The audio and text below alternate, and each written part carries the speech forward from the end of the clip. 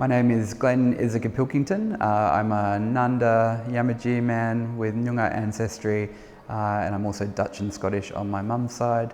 I'm a Perth-based curator, living and working on Whadjuk Noongar country, and I've been working with PICA on an exhibition called The Gathering, or Nyinalanginy, which will feature in the Perth Festival program in 2021. Nyinalanginy, or The Gathering, as it's called, is an exhibition that brings together the voices of First Nations artists from across Australia, but also Māori artists from Aotearoa, New Zealand, and also Australian South Sea Islander artists who are displaced people from the Pacific who were brought to Australia as a part of the colonial adventure. The exhibition was born out of a kind of year of flux and a year of reflection. 2020 was a year where we weren't able to gather with our friends and family, we weren't able to travel, but for First Nations people and black people around the world, it was a year of kind of cultural and social political unrest. There were points last year when there was protest and kind of this new wave of allyship around the Black Lives Matter movement, where people wanted to be seen and wanted to be heard and to have a collective voice of resistance. And it was a really difficult kind of tension and negotiation around how people could stand up and be heard. But the one thing that we were still able to do through that time is to share ideas, to gather ideas together. And this exhibition is a kind of reflection on the last year. It doesn't document it. It doesn't kind of document either of those major movements or things impacting our lives, but what it does is talk about the histories that informed the politics of that moment. And the realities that so many people around the world navigate when they're not in positions of privilege.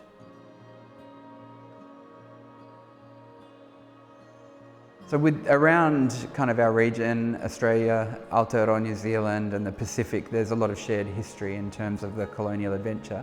And a lot of that history is kind of written in two ways, either in the colonial history books or through oral histories of people.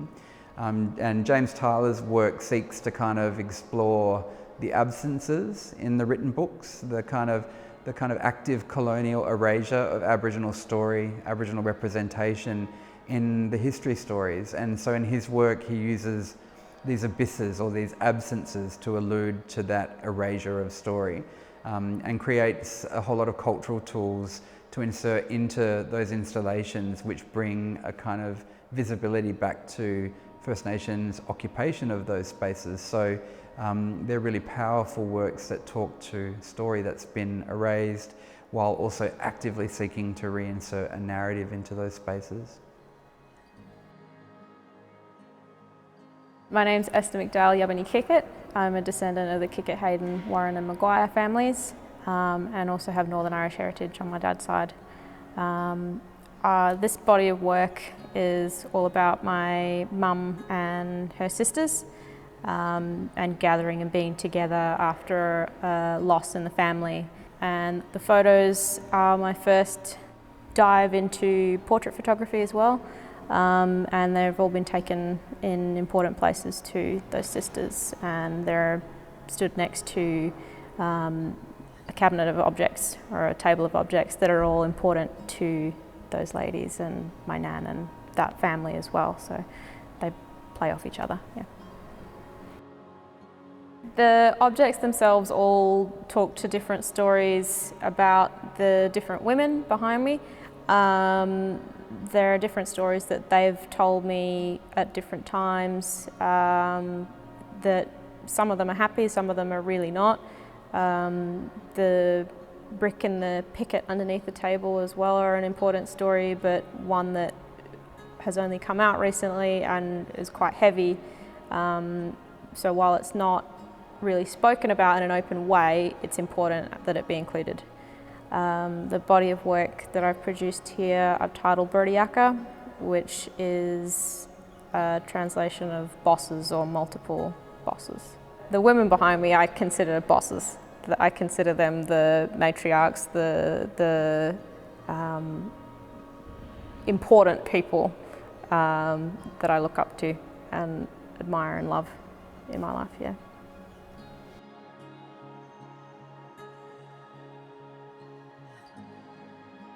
It was important for me to kind of invite artists from Aotearoa and to also have kind of a South Sea Islander artist in the show, because these stories are so interconnected through those colonial narratives, but also in the relationships we have as contemporary kind of colleagues working in the art space in this region. So we're really lucky to have Māori artists, Bridget Reweti's work in the exhibition, which kind of seeks to explore the journey of Te Paia. He was a Polynesian navigator and cultural diplomat who travelled on the Endeavour with Captain Cook and was critical to that interface between tangata whenua, or the first inhabitants of Aotearoa, and it sort of the story travels with him and his life to his final resting place, which is in Indonesia, an island north of Jakarta. One of the communities in Australia that aren't First Nations Australian, but have been kind of, displaced and moved to Australia in the colonial agenda were Australian South Sea Islanders, and that's the community that Jasmine Togo-Brisby belongs to. Jasmine's work into something else is a kind of a whirlpool made of crow's feathers sitting in the gallery, in a darkened gallery. For Jasmine, she describes the work as being a kind of vortex, a moment of transformation that really speaks to the idea of South Sea Islander kind of identity coming together in the bellies of slave ships. And she describes her work as being a site of possibility for South Sea Islander community. The crow's feathers themselves are a kind of, crows have become adopted by South Sea community as a part of their culture, and those blackbirds refer really to that history of blackbirding that saw her ancestors taken from Vanuatu and displaced to work in the sugar plantations of Queensland. We're also really honoured to have the work of senior Mirawong artist Peggy Griffiths in the exhibition. Peggy is an incredible knowledge holder and artist. She works at Warringurri Arts in Kununurra but lives just across the border. In the gathering, the work that is presented is an animation, and the work is called At First Sight, and it talks about Peggy's mother's first interaction with a non-Aboriginal person. And that was a station owner who was using an Aboriginal man to track the different groups of people walking around that country.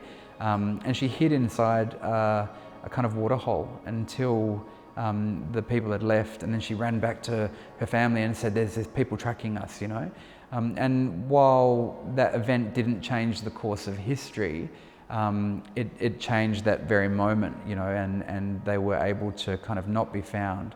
But unfortunately, we know the reality of colonial history has resulted in the displacement of people across a whole country. But Peggy's work is a beautiful reminder that, for artists painting country, it's not simple, it's a complicated thing. You're not just painting the beauty of landscape and the dreaming stories, you're painting everything that's occurred on that land and at different moments in time.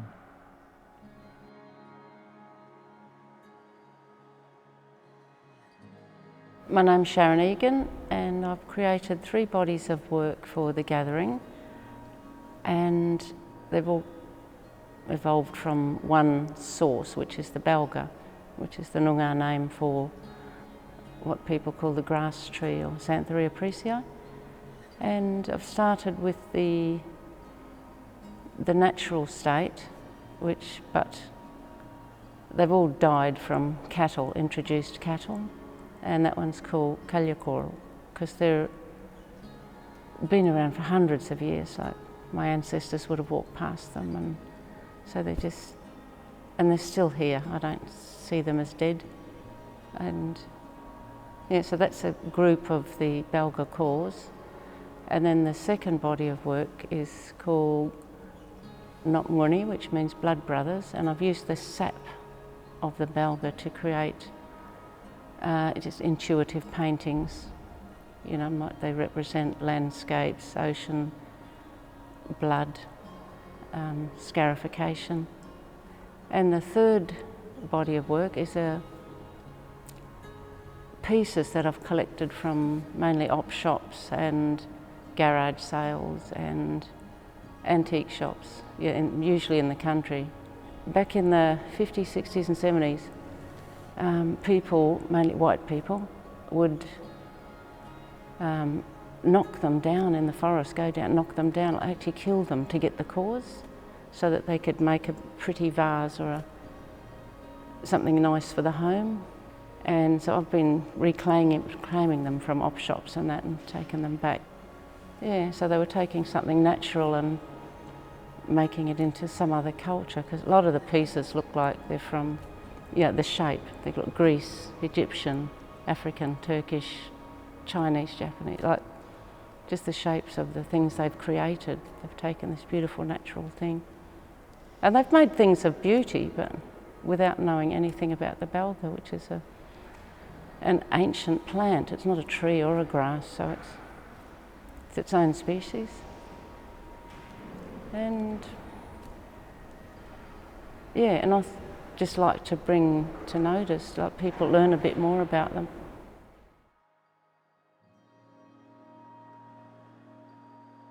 Indigeneity or Aboriginality is a kind of really complicated thing for many of us who have multiple belongings, you know, like a lot of us have different ancestry, and you know, for me that's a kind of Dutch and Scottish heritage as well as an Aboriginal heritage. But for artist Damien Shen, who is both Nyinalanginy from kind of the kind of coast near Adelaide, but also belongs to a Chinese Australian family, his works really explore that kind of multiplicity of belonging or not belonging that a lot of us experience. And so one of the kind of series of work in the exhibition is very much around that, around exploring the kind of duality of belonging to both a Chinese family and an Aboriginal family, and the various histories and material culture and pattern making that he identifies with as an artist. But it's really a document of his whole self.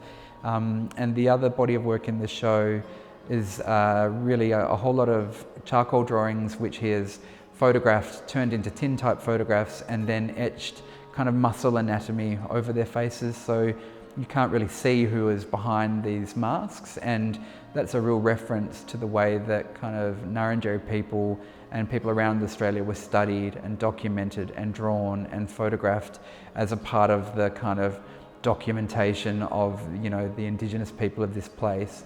Again, a part of that colonial agenda, trying to kind of document us before we die out. And this show kind of declares to everyone that there was no dying out. We're resilient people and we're still here today.